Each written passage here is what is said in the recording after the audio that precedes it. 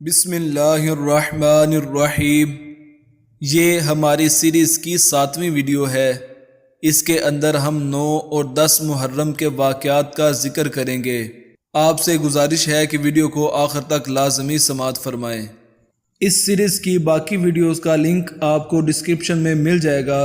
آپ سے گزارش ہے کہ ان ویڈیو کو بھی سماعت فرما لیں، اور جنہوں نے ابھی تک ہمارے چینل کو سبسکرائب نہیں کیا ان سے بھی گزارش ہے کہ ہمارے چینل کو سبسکرائب کر لے اور بیل آئیکن کو دبا دیں، اور کمنٹ باکس میں اپنی قیمتی رائے کا ضرور اظہار کریں۔ جزاک اللہ خیرہ۔ امام حسین علیہ السلام نے 9 محرم کو اپنے بھائی عباس بن علی بن ابی طالب رضی اللہ تعالی عنہما کو 50 جوانوں کے ساتھ بھیجا کہ کچھ پانی لے کر آئیں، کیونکہ کل جنگ کا دن ہے، وضو کے لیے اور پینے کے لیے پانی کی ضرورت ہوگی۔ حضرت عباس رضی اللہ تعالی عنہ گئے۔ فرات کے کنارے جنگ ہوئی، آپ شدید زخمی ہو گئے، تھوڑا سا پانی لینے میں کامیاب ہو گئے۔ عمرو بن سعد اور شمر ذی الجوشن نے مطالبہ کیا کہ ابھی رات کو جنگ شروع کی جائے۔ امام حسین علیہ السلام نے فرمایا کہ جب جنگ کا فیصلہ ہی ہو چکا ہے تو یہ ایک رات اللہ سے مناجات اور علیحدگی میں اس سے ملاقات کے لیے دے دو۔ فیصلہ ہو گیا کہ کل 10 محرم کو جنگ شروع ہوگی۔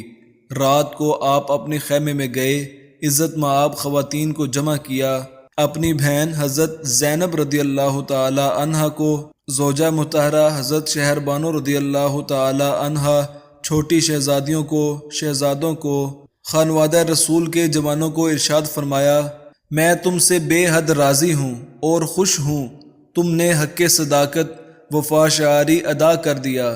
قیامت کے دن تمہارے حق میں گواہی دوں گا۔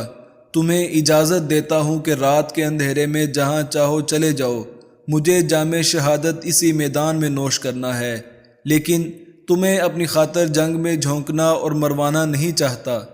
عزیزوں کی آنکھیں پرنم ہو گئیں، سب نے تھر تھراتے ہوئے لبوں سے جواب دیا کہ امام علی مقام، ہم اپنے خون کا آخری قطرہ بھی آپ کے قدموں پر گرا دیں گے۔ اگر آج آپ کو تنہا چھوڑ دیا تو کل اپنے خدا اور نبی کریم صلی اللہ علیہ وآلہ وسلم کو کیا منہ دکھائیں گے؟ ہم آپ کی خاطر کٹ مریں گے، جانیں قربان کر دیں گے، اور یزیدی لشکر کو بتا دیں گے کہ اہل بیت ایسے ہوتے ہیں۔ امام علی مقام نے رات بھر صبر کی تلقین کی۔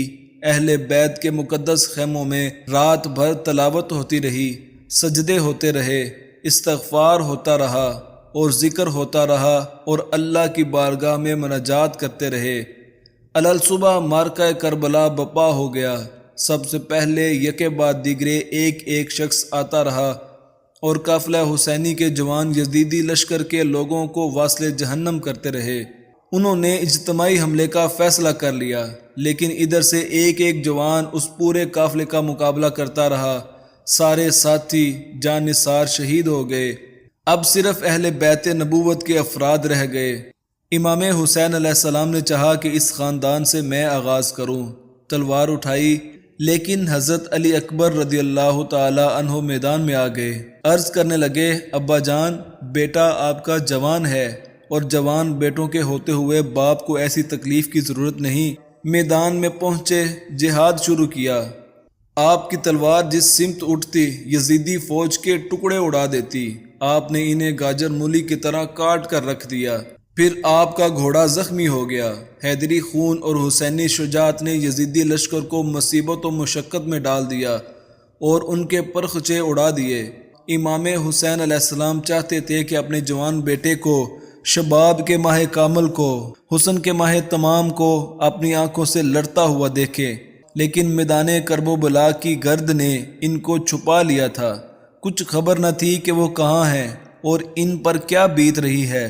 بس اتنا اندازہ ہوتا تھا کہ جس سمت یزیدی لشکر کی بھیڑیں بھاگتیں، امام حسین علیہ السلام اور اہل بیت کے لوگ سمجھ لیتے ہیں کہ حسین علیہ السلام کا لاڈلا بیٹا اسی سمت جا رہا ہے۔ یہ علی حیدر کرار کا پوتا، حضرت محمد صلی اللہ علیہ وآلہ وسلم کا نواسہ، دیر تک یزیدیوں کو واصل جہنم کرتا رہا۔ پیاس کی شدت نے آ گھیرا، جسم پر 20 زخم لگ گئے۔ پانی کا ایک گھونٹ بھر کر دوبارہ تازہ دم ہونے کے لیے آئے تو عرض کی ابا جان اگر پانی کا ایک گھونٹ مل جائے تو پھر تازہ دم ہو کر حملہ کروں۔ فرمایا علی اکبر پانی تو میسر نہیں لیکن اپنی سوکھی ہوئی زبان تیرے منہ میں ڈال سکتا ہوں۔ حضرت علی اکبر رضی اللہ تعالی عنہ نے امام علی مقام کی سوکھی ہوئی زبان چکھی اور اس سے پھر تازہ دم ہو کر میدان میں پہنچے۔ دیر تک لڑنے کے بعد بے اندازہ زخم کھا کر زمین پر گر پڑے۔ ایک نیزہ آپ کے سینے اقدس میں پیوست ہو گیا۔ اچانک زبان سے آواز آئی، اے ابا جان۔ امام حسین علیہ السلام بے ساختہ دوڑ پڑے، جا کر اپنے بیٹے کو گود میں لے کر اٹھا لیا۔ بیٹا ایک عجیب انداز سے اپنے باپ کو تک رہا ہے۔ عرض کی ابا جان اگر آپ نیزے کا یہ پھل جسم سے نکال دیں تو میں ایک بار پھر میدان میں جانے کے لیے تیار ہوں۔ آپ کا بیٹا دشمن کی کثرت کے باوجود ہمت ہارنے والا نہیں۔ امام حسین علیہ السلام نے گود میں جوان بیٹے کو، اس ماہ تمام کو، اس حسن کے پیکر کو اپنی گود میں لے لیا۔ سر سے پاؤں تک جسم زخموں سے چور تھا۔ آپ نے نیزے کا پھل نکالا، خون کا فوارہ ابل پڑا۔ امام حسین علیہ السلام جب حضرت علی اکبر رضی اللہ تعالی عنہ کو گود میں اٹھائے ہوئے تھے، اس وقت آپ کی عمر 55 سال 5 مہینے اور 5 دن تھی۔ ابن عساکر لکھتے ہیں کہ داڑھی اور سر کا ایک بال بھی سفید نہ تھا، لیکن خون کے فوارے کو دیکھ کر اور جوان بیٹے کی روح کف سے انصری سے پرواز کرتی دیکھ کر اتنا صدمہ پہنچا اور اس قدر غم لاحق ہوا کہ جب جوان بیٹے کی لاش اٹھا کر واپس آئے تو سر اور داڑھی کے بال سفید ہو چکے تھے۔ عزم و ہمت اور صبر و استقلال کے اس پیکر نے جوان بیٹے کی لاش خیمے میں رکھی ہوئی شہیدوں کی لاشوں کے ساتھ لا کر رکھ دی اور اس دفعہ خود میدان میں جانے کی تیاری شروع کر دی۔ ایک 9 سال کا چھوٹا سا بچہ تلوار اٹھا کر سامنے آیا۔ یہ کون ہے؟ یہ قاسم بن حسن بن علی رضی اللہ تعالی عنہما ہے۔ حضرت قاسم رضی اللہ تعالی عنہ سے فرمایا، بیٹے تو میرے بھائی حسن رضی اللہ تعالی عنہ کی نشانی ہے، تو آرام کر۔ جواب دیا، چچا جان میں قیامت کے دن اپنے باپ کو کیا منہ دکھاؤں گا؟ وہ کہیں گے تیرے چچا شہید ہو گئے تو دیکھتا رہا۔ نہیں، میرے ننھے گلے پر پہلے تلوار چلے، پھر آپ کی باری آئے گی۔